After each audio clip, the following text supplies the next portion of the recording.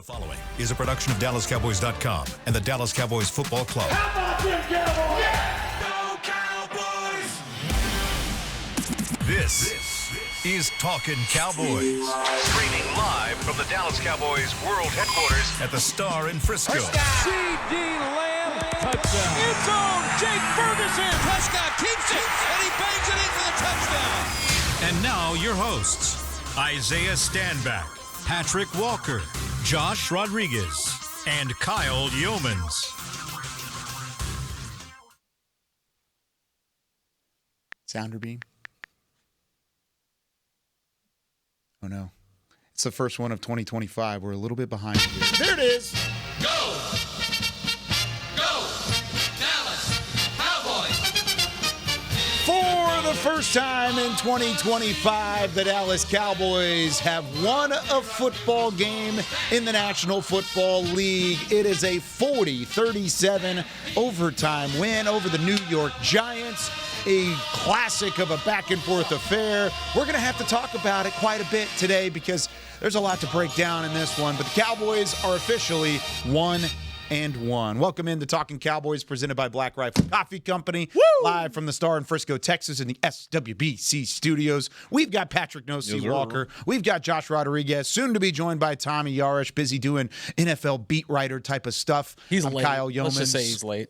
It's not his fault, but it is a Victory Monday. It is. Woo! And I know there's a lot of hesitation. More Charlotte than Rick. You got to give Rick. Woo! There we go. Give him Rick. There's a lot of hesitation amongst Cowboys fans, and for good reason. For good reason. It was an ugly win, but it was a win nonetheless, and there's no such thing as really an ugly win in the NFL. Wins? No. We're not doing that. It's like Brian Kelly. Did you see his rant on Saturday after the LSU win?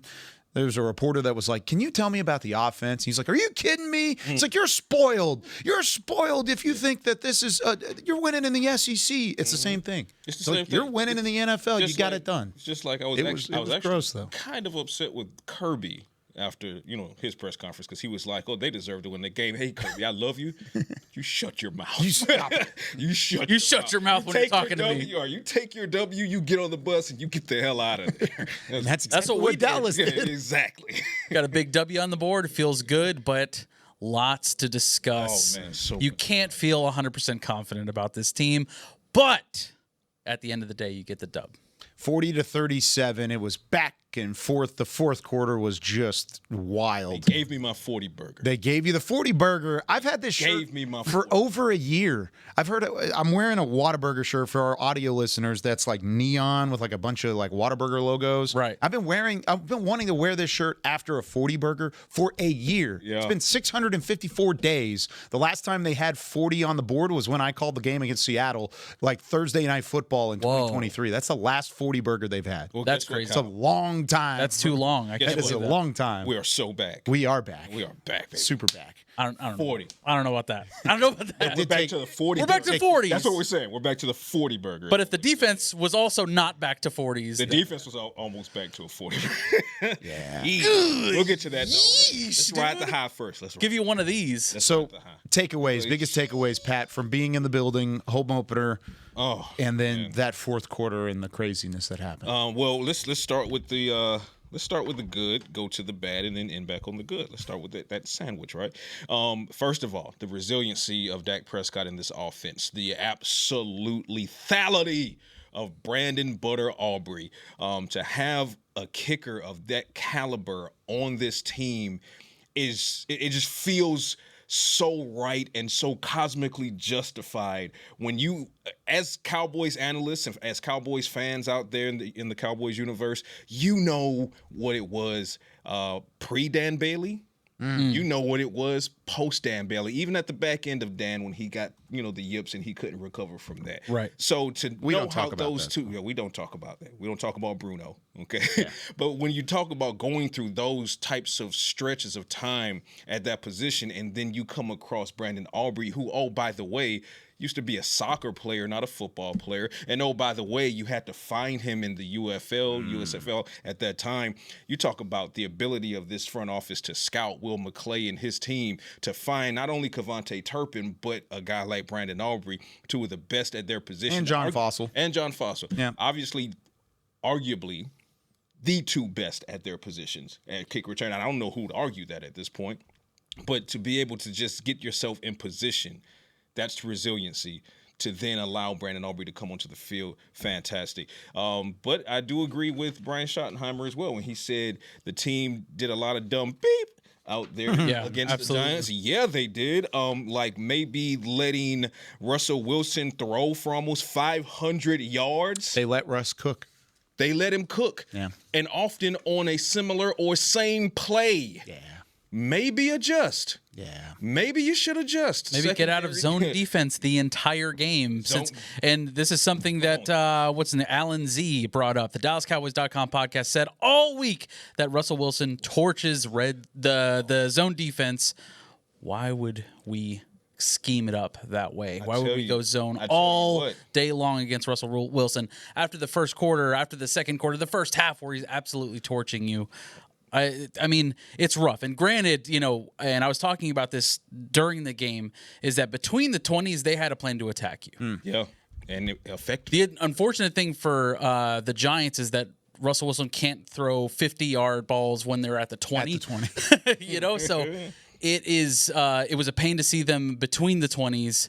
But once they got within the 20, Dallas sort of was able to put a chokehold on them for a while.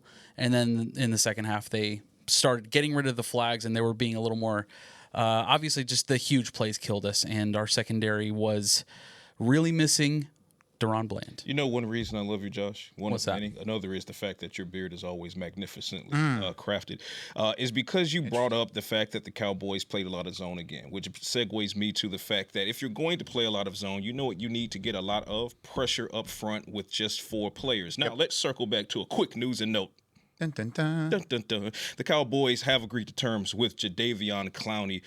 He is expected to be in the building as early as today to sign the deal officially. Deal done during the game. During the game. So, again, if you're going to run a lot of zone, you better get a lot of pressure up front with just 4. Jerry Jones saw enough. I liked the question post game to Jerry. Is like, were you trying to get him out there for overtime? Yeah, Jerry was, Jerry was on the horn Yeah. during the game, getting the deal done with Javon Clowney.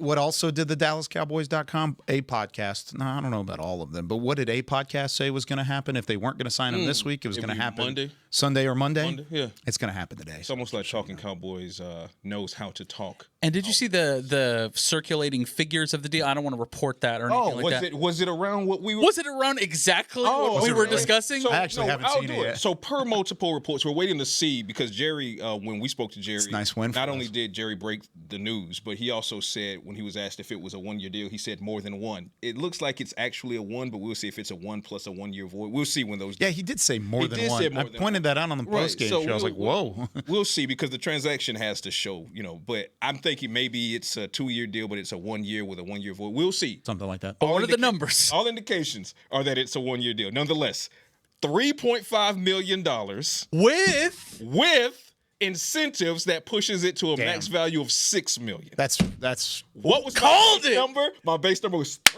million, and you said With add some incentives. incentives. Yeah. And that was Shouts his out number to was Isaiah 6. Stanback. Shouts out to Stanback because collectively we basically wrote the contract. That's pretty funny.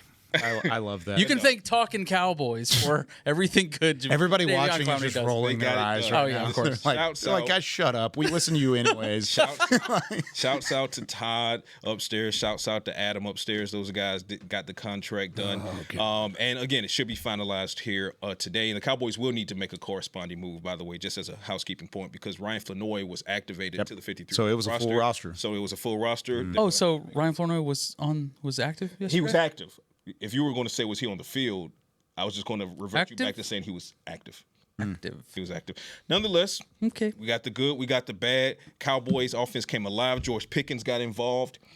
He got his targets. He took advantage of them, whether it be drawing defensive pass interferences, one of which set up Javonte Williams for his some more good. Javonte, I see you. He looked man. great. Yeah, I see you. That was awesome. X factor, maybe? Averaged 5.5 yards per carry, 130 yards from scrimmage with a touchdown. His third rushing touchdown in 2 games, which already is half of the total number of rushing touchdowns the Cowboys had. I think the running game is back.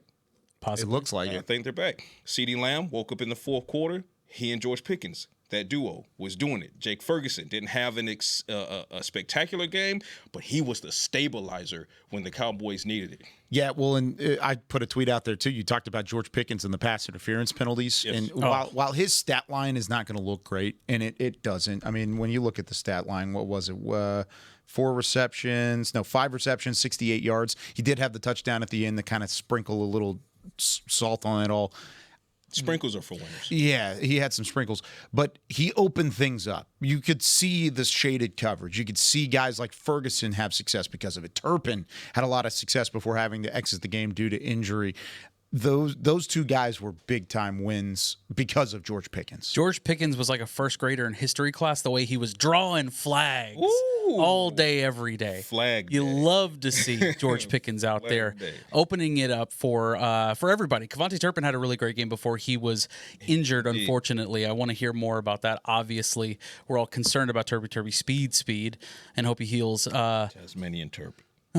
Stop it, Patrick. And we have one Thomas Yarrish joining. Looks as if he's Talkin. got some smelly stickers.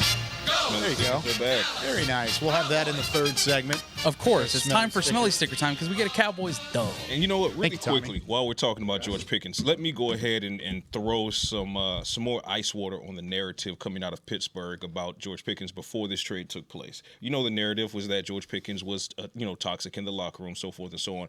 I'm going to give you a direct quote from none other than Tyler Smith, hot off of the heels of not only this win, but a record-setting contract that he landed and agreed to and signed on Saturday. So this is definitively one of your leaders in the locker room talking about George Pickens. I asked Tyler Smith last night after the game what was the impact of George Pickens through his eyes, and he said this. And I quote, "I think George had a huge game today, and I know people only see the highlights. But if you heard what he was saying in the huddle, I think that really just speaks to who he is as a man. He was like, y'all, just keep going. We got to keep going until we make it home. Keep going. When the score wasn't going our way, when the ball wasn't moving the way we're supposed to, he was pushing us to keep going every single play, and I appreciate that as a man and as a brother." End quote. George Pickens, locker room guy. Welcome to Dallas. I like that. Who called him a demon? I called him a demon. Oh, he is a demon. There was somebody else that was quoted saying, "Yeah, George Pickens is a demon." I forgot who it was. You know what though? Every demon starts as an angel. So All right, fair enough. I like it. I'm saying. George Pickens was very George much Pickens, angel and demon, all rolled into one. I don't know how I feel about that. That was a. We're getting real deep I was here. going to say, whoa. that. Philosophical. Welcome to Philosophical Cowboys. Philosophical Cowboys. No, seriously, man. George Pickens, he's not only initially everybody was like, not everybody, but initially he's coming into training camp and OTAs and mini camp, and he's saying the right things, and people who were believing the narrative, they're saying, oh well, what is he supposed to say?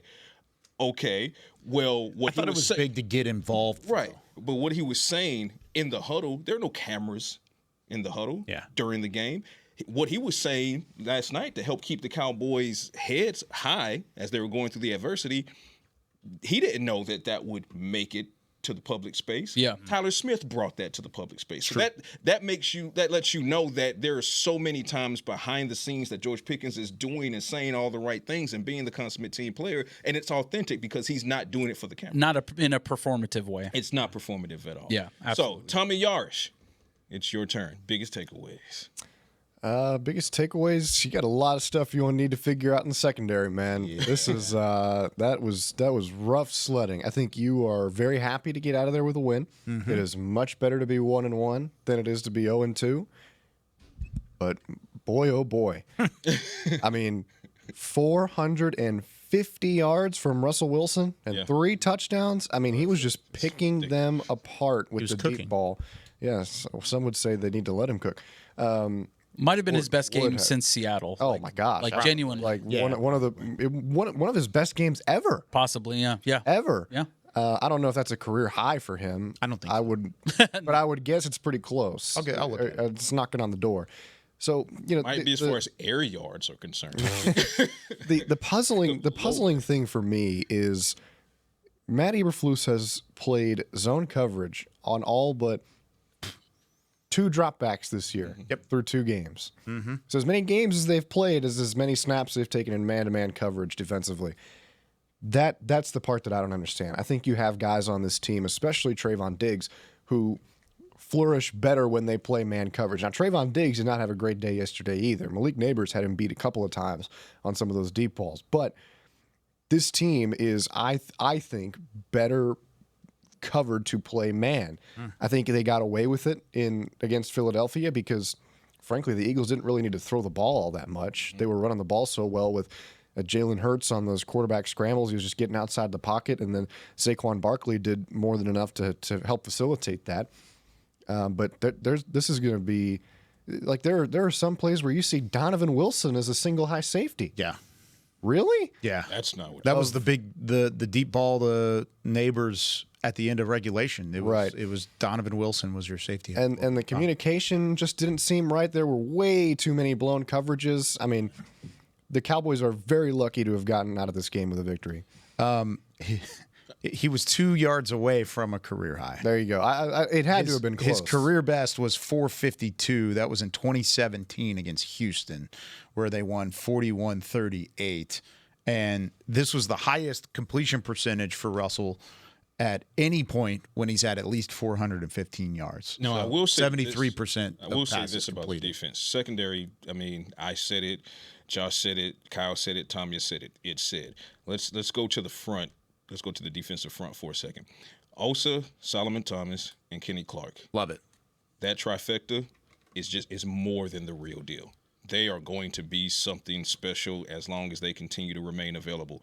And I got to give a special shout out to Kenneth Murray. He had a great game. Got to give a special shout out to Kenneth Murray. He did not have a great game against the Eagles. We talked about it at several points. But, man, you talk about a bounce-back game for Kenneth Murray. He was the most physical defensive player that you had out there. And the fact that he stopped Scadaboo on that 4th down play, that was just clutch. Like, he can tackle throughout the game. As long as he's playing downhill, Kenneth Murray will be fine. Yep. Sanborn, I'm playing downhill. I'm excited to hear Isaiah break down Sanborn's game yesterday because that was. I heard it in real time and he was not impressed. No. Yeah. I mean, yeah, that was rough to watch. Isaiah, I don't want to speak for Isaiah before we go into the all 22 and he gets to kind of break it down, but he was not. Just on the surface level, Sanborn did not play well. Yeah, again, let's just say more Marist, please. We're saying it again. More Marist. But I do want to give a special shout out to Kenneth Murray because he jumped off the film yesterday. And again, just the defensive front, Jack Sanborn notwithstanding for the most part, when you talk about the goal-to-goal stands and the hell that the Cowboys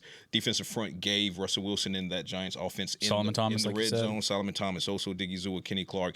So a lot of promise there and a lot of good things to be taken away there, but they've got to figure out what's going on that back end, or you better apply more pressure and start getting home on these quarterbacks. Hence, hopefully, which is why they signed Javon Clowney, so that he can come in and be that situational pass rusher to help get them those numbers. I'm glad you said the getting home part because, man, this team is really struggling. And it's only 2 weeks into the season, so there's no reason to, oh, my God, we're the sky's falling. But against that offensive line, Clark got home, by the way. I mean, you got 2 sacks. You got technically 3 because that fumble late in the game when Wilson lost the ball and it went out of bounds. Classified as a sack. That counted as a team sack. Interesting.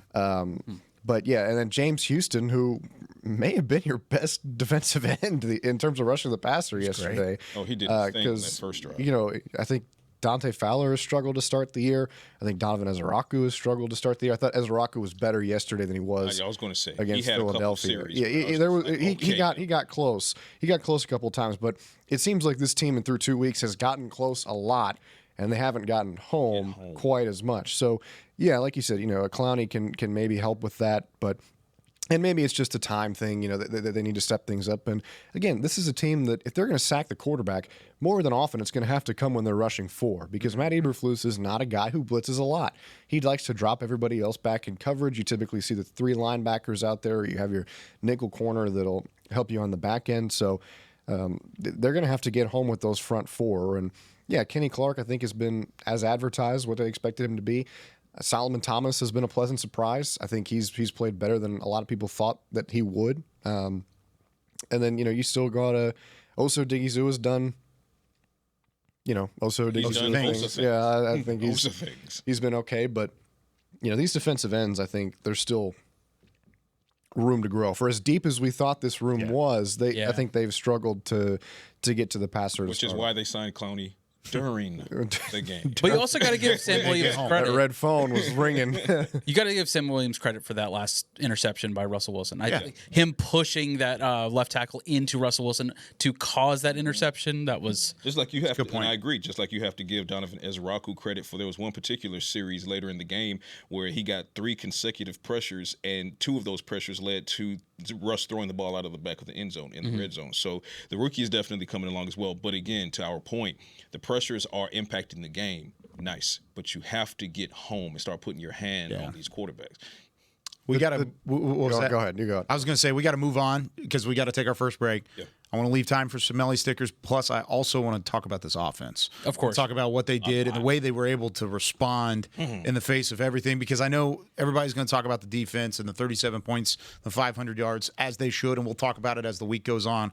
But you got to give a lot of credit to Dak Prescott and the resiliency of this offense. When we come back with more Talking Cowboys after this. Every day begins with a promise to work hard and to build a future. That's why we're here, providing the tools, expertise, and John Deere equipment you have relied on for generations to help you get the job done right. We're with you. That's our promise to you, because no matter the project or the challenge you're facing, We're with you. We're united. If you're looking for fresh American roasted coffee that gives back, you need to head to your local grocery store and pick up a bag of Black Rifle coffee. That's right, America's coffee is now available in the coffee aisle of a grocery store near you. Black Rifle Coffee Company is veteran-founded with a mission to give back to those brave men and women who have served our nation. Every bag, box, or can you purchase helps support that mission. Head to your local grocery store and roast yourself some Black Rifle coffee today. How's it going? You see that Cowboys game? Oh, I watched. Been seeing some good things. Totally. They have some talent. Yup, some great talent. And they got some fight. Hoping this is the year. Me too. Oh, I'm Cody, by the way. I'm Travis. Nice to meet you, Travis. Go Cowboys. Go Cowboys! Make a new friend based solely on their shirt choice. What would you like the power to do? Bank of America, the official bank of the Dallas Cowboys. Copyright 2025 Bank of America Corporation. I'm home. Hey, Mom, before you ask, I've done my homework and the dishwasher's unloaded. Nice. Hey, can you... Hey, hon, yes, I've got the finale ready to play. Here's your wine. Wow. Isn't it nice not having to ask? We think so. That's why if there's a network interruption, AT&T will proactively credit you for a full day of service, guaranteed. Credit for fiber downtime lasting 20 minutes or more, or for wireless downtime lasting 60 minutes or more caused by a single incident impact 10 or more towers. Restrictions and exclusions apply. See att.com/guarantee for details.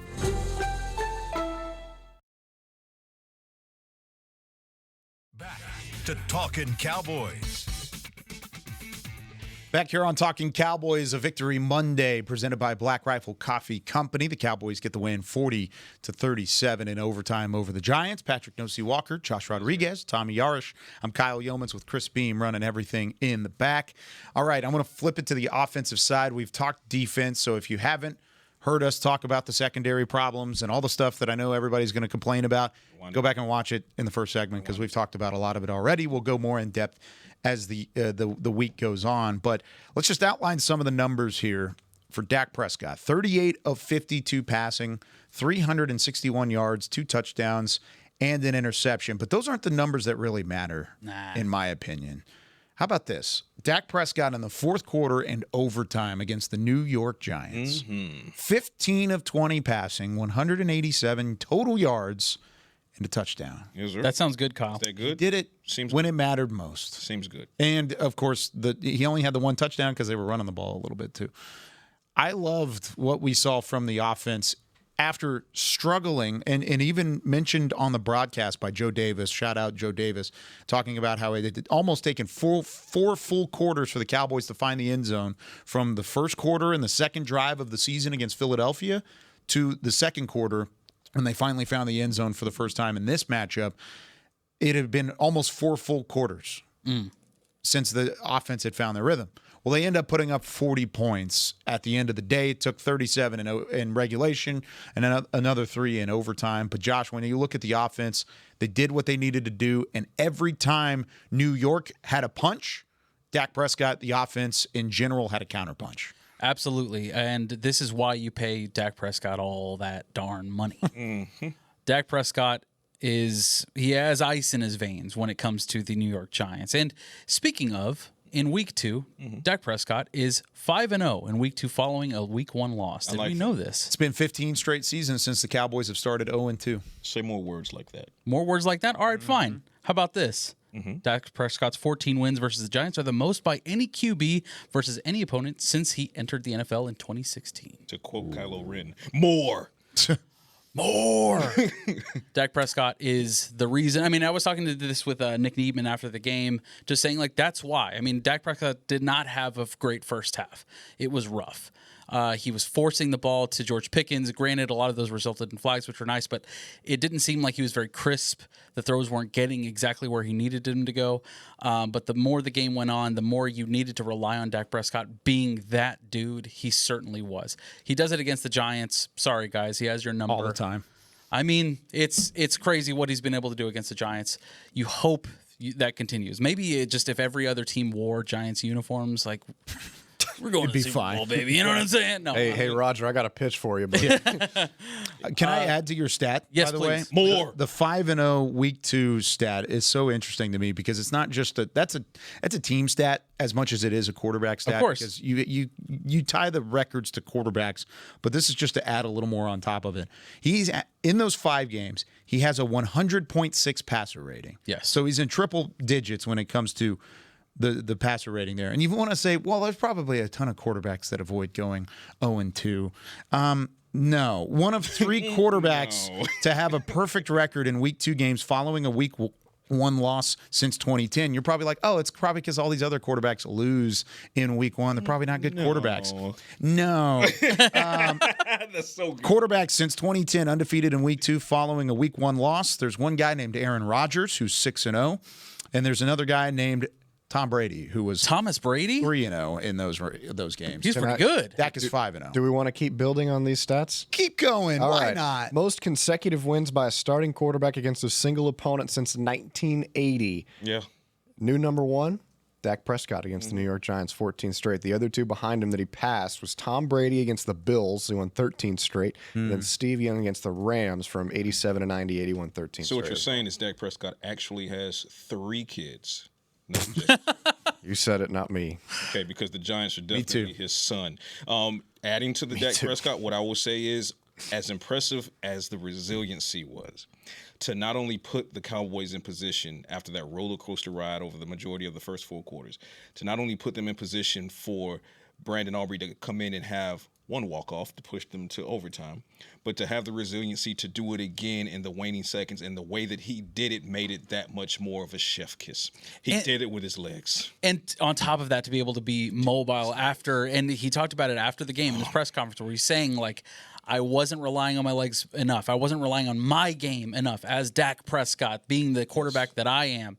And when I started to do it last year, it got me hurt. This year, obviously, the preparation that he's had, he looks lean and mean. He says he hasn't lost any weight. That's fine. But he looks lean and mean. He looks ready to go. And seeing him be that mobile is something you haven't seen since his injury, his devastating ankle injury. So I'm excited to see what Dak Prescott can do going forward, especially with more consistent offensive line play, more consistent wide receiver play. That kind of it bugs me that you didn't see Ryan Flournoy out there and relying on. I don't want to go there, but just saying, I think Dak Prescott had a really good game after starting so terribly. Listen, when you're getting pressured and bumped around and sacked, as Dak Prescott was doing yesterday, was not a good showing for the offensive line. It kind of flipped from what we saw against the Eagles defense versus the Eagles defensive line. Dak Prescott, I believe he was sacked 3 times. He was pressured a hell of a lot more. 2nd and 9 on the other side of the field. Game's on the line. What are you going to do? The pocket collapses. He wasted no time. He didn't sit there dawdling. He didn't say to himself, well, maybe they'll pick up the block. No. See green, take green, 14-yard gain, slide to avoid the unnecessary contact. Yeah. And then let Brandon Aubrey come in and do the rest. That's a pro. And he knew. If you're getting Mississippi State Dak in 2025, oh, yeah. I'm all here for it. I want 2023 Dak, and I think we've seen it through 2 games. I don't know how you could be critical of what he has done to this point. I mean, I know you lost in a tight game in week 1 against the Super Bowl reigning champs. I get it. That was a game Dallas, and we looked back on it plenty. Dallas should have won that game, and Dak put them in position multiple times to win that game. He was the best player on the field. I don't know how you could be critical of what he's done through 2 weeks. Be critical of the playoff stuff as much as you can.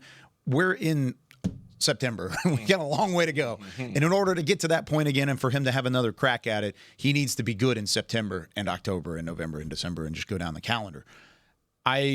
Through 2 weeks, he looks like 2023 Dak, and I'm here for it. And I want to give him the credit where credit is due, because they needed him in every single moment of that game against the Giants on Sunday. And yes, it was against the Giants.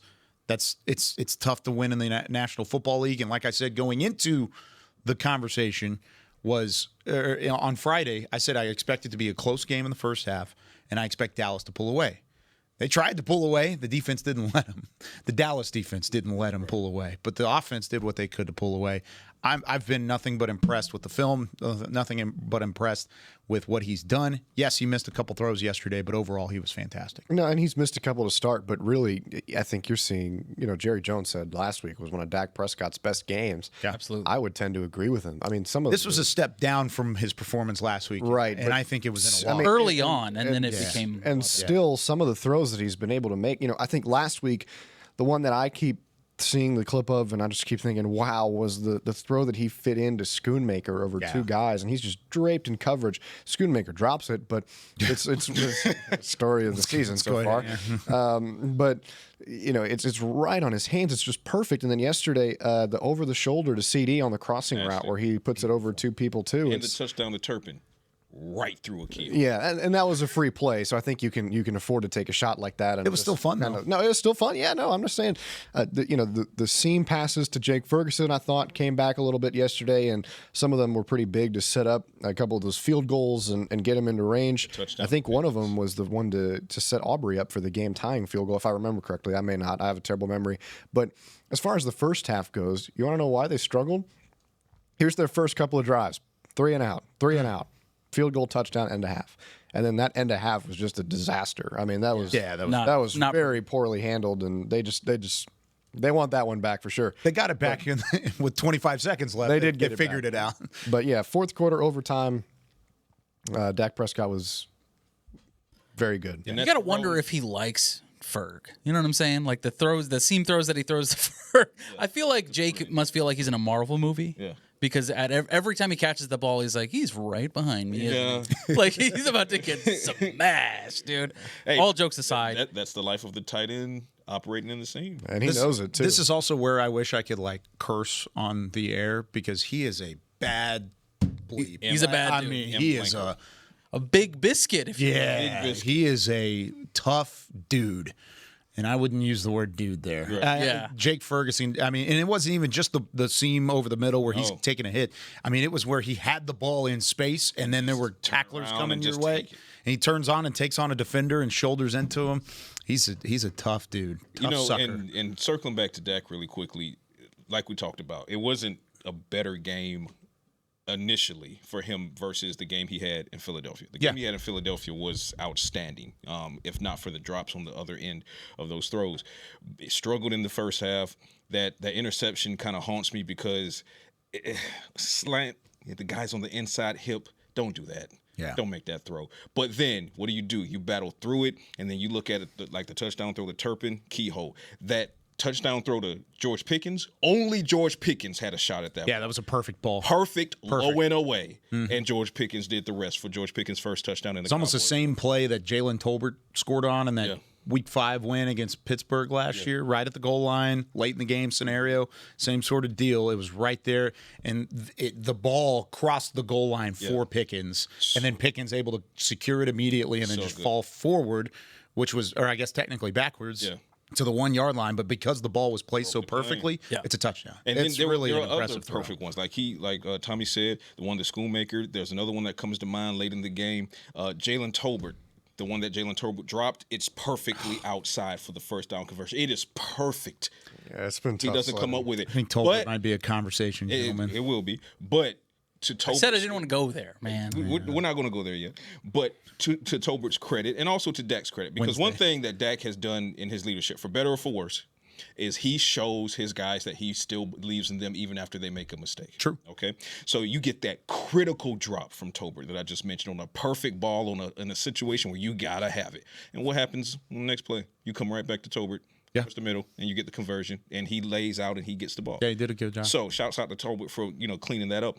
But Dak's game yesterday initially was just not great, but as it went on and the pressure mounted more and more and more, by Job, he made sure that he helped alongside Brandon Aubrey, George Pickens, CeeDee Lamb, Javonte Williams, Jake Ferguson. Dak Prescott made sure he helped will this team to a win yesterday. I liked all those names you just said. Oh, look at that. I said all the. We got some 40 burgers. We got a 40 burgers here. All right. We are so back. This is Lake working her way in with a gigantic box of 40 burgers. Listen. Oh, thank you, Lake. Thank you so much, Lake. Best burgers in the business. Compliments of Brett. Thank you, Brett. Thank you, Brett. Best burgers in the business. Feel better, Brett. What too. a burger. Yeah, feel go. better. He's a little the wide shot. You got that Put it right spicy there. ketchup on the way. Look at that. We need patty milk. Look at that. You gave it to them. We're never going to get it back. I know. Yeah, Set it right there. Right there, so everybody can see it. Whataburger, 40 burgers. It is a great day. It is a Victory Monday. We're going to take a break. When we come back, we're giving Smelly stickers after the Cowboys 40-point win, 40-37 over the New York Giants in overtime. We'll have more Talking Cowboys after this. And I'm biting a burger too. Go for it. I'm home. Hey, Mom, before you ask, I've done my homework and the dishwasher's unloaded. Nice. Hey, can you... Hey, hon, yes, I've got the finale ready to play. Here's your wine. Wow. Isn't it nice not having to ask? We think so. That's why if there's a network interruption, AT&T will proactively credit you for a full day of service, guaranteed. Credit for fiber downtime lasting 20 minutes or more, or for wireless downtime lasting 60 minutes or more caused by a single incident impacting 10 or more towers. Restrictions and exclusions apply. See att.com/guarantee for details. If you're looking for fresh American roasted coffee that gives back, you need to head to your local grocery store and pick up a bag of Black Rifle coffee. That's right, America's coffee is now available in the coffee aisle of a grocery store near you. Black Rifle Coffee Company is veteran-founded with a mission to give back to those brave men and women who have served our nation. Every bag, box, or can you purchase helps support that mission. Head to your local grocery store and roast yourself some Black Rifle coffee today. Welcome back into Dear Doctor, the show where I answer life's questions with an ice-cold can of Dr. Pepper. Sheila, let's hear from our next caller, would you? Dear Doctor, my friend supported me during a tough time, but what's the right gift that says, thanks for being a shoulder to cry on? Okay, this one's easy. I say give her a delicious Dr. Pepper. Nothing says, thanks, girl, better than a one-of-a-kind soda. Yes, any Dr. Pepper flavor will do. Now, just a reminder that I don't need to be a real doctor to know that Dr. Pepper is the one you deserve. It's the official men's skincare brand of the Dallas Cowboys, Jack Black. And right now, Cowboys fans can get 15% off their $75 order. Plus, because every deal needs a playmaker, your order will include a free 5-piece skincare set and free shipping. The Jack Black Playmaker is 4 of Jack's favorites and a full-sized intense therapy lip balm. Make a play for the Playmaker at getjackblack.com/Cowboys with the code CowboysVIP. That's getjackblack.com/Cowboys with the code Cowboys VIP. Back to Talkin' Cowboys. Back here on Talking Cowboys, this segment of the show is brought to you by Invisalign, the official smile of the Dallas Cowboys. All smiles because we have Whataburger for our 40 burgers. First 40 burger in 654 days. Yeah, dude, Pat's just diving in over here. Because I love it. Whataburger. Yeah, it is Whataburger. That's true. It's next level. Hey, Mr. Schottenheimer, can we get some more of these 40-point outings, please? I love that. That'd be excellent. It's a great maybe idea. every week. The official honey butter chicken biscuit of the Dallas Cowboys. Soft spoiled. And burger, right? Soft spoiled. All of it. I'm going to. This is the coolest thing. The official order spicy up ketchup. another 40 burger against the Chicago Bears. Ooh. Just so you know. If you watched how they play yesterday, Just so you know. we might need some more burgers. This is really cool. They have like one of the little number markers. That's cool. For the Whataburger, and it says official burger of the Cowboys on it. Oh, that's cool. That's pretty sweet. Oh, the only burger. The only burger. Sorry, everybody. And not a lie was told. This is pretty cool. That one's going to go on my desk. All right. It's time for our Smelly stickers. If you're new to Talking this Cowboys. is a chicken biscuit. It's still a Whataburger chicken biscuit, though. If you're new to Talking Cowboys, we do Smelly stickers as our helmet stickers for the season. So if you look on my camera here, this is what it looked like at the end of last year on one side of the helmet. We will clear this. It will be completely clear just as it is on the other side of the helmet. And this is what it will look like as we go along. But each sticker is a player of the game, and it is given to each player, and we can try and double up if we want to. We don't have to double up. We try not to double up as we go along. But Patrick, I'm going to let you start. Helmet stickers, Smelly stickers, first one of 2025. Who you got? All right, first one of 2025. I'll go ahead and say, since I gave Butter Aubrey so much props and so much credit in the opening segment, I'm going to let someone else give him his sticker. I'm going to go with Dak Prescott. Ooh. So Dak Prescott gets a pair. Why is that? And it's because he showed the Giants his pair yesterday. His fruit, if you will. A pair of touchdowns. A pair of Sure. That's what it was. Sure. Yeah. That's where I thought you were. Sure. Dak Prescott showed the Giants his pair yesterday, however you want to spin it. Fact is, when he had to make the gutsy plays, he made the gutsy plays. He made them in the air. He made them on the ground. Dak Prescott gets my Smelly sticker. First one of the 2025 season. I did it. Back to my chicken biscuit. Honey chicken biscuit. As well. Honey butter chicken Honey biscuit. butter, baby. Well, no, see, honey butter. Don't forget. Never about forget butter. about the butter. Yeah, don't forget about the butter. Never forget about the butter. Speaking of butter, as Nosy alluded to Yes, sir. earlier on in this segment, I got to give a Smelly sticker to one Brandon Aubrey. Yes, sir. And for Brandon Aubrey, I'm choosing a pineapple with a little butt on it, dude. He's got a little butt. He's killing it. You see him? See those cheeks? I can't unsee it. He's got a little butt on it. I can't unsee it. And what has he also got on his? He's got he's got something on his back. Is that a like a backpack? Yeah. That's the team that's on his back. Butter Aubrey, not only hitting a 60-plus yarder, but hitting the game-winning field goal in overtime. Yes, sir. Shouts to Brandon Butter Aubrey. I had to do like a Paul. That was nice. I like that. That's you like it? That's good. Yeah. I can't believe we've had pairs, Ladies and cheeks gentlemen. in the first two stickers. My name is All right. Josh Well, Rodriguez. I apologize for not having one as Funny? Emphatic, as emphatic. There Yeah. you go. That's a good word. controversial. Cancelable. But I've got another pineapple here. This one has glasses this time instead of. Are you giving yourself the smelly sticker, or what's that? Are you giving yourself the smelly sticker? No, I didn't do anything. Pineapple has glasses. This pineapple is going to go to George Pickens because according to my calculations, the man has more yards in pass interference penalties against him than he does receiving yards, and that is a good thing. But down the stretch, Gotta give him credit. absolutely down the stretch, George Pickens was phenomenal. Set up the field goal to Aubrey to win it in overtime. Scored his first touchdown and a must-have-it play with less than a minute to go in the fourth quarter. George Pickens came through and the Cowboys needed it most. That's why you make that trade. Oh, I love it. I love it. And he needs all the credit because, like we talked about earlier, he is making an impact. Whether the stats are showing up or not, he certainly is. All right. I've got a cupcake, gentlemen.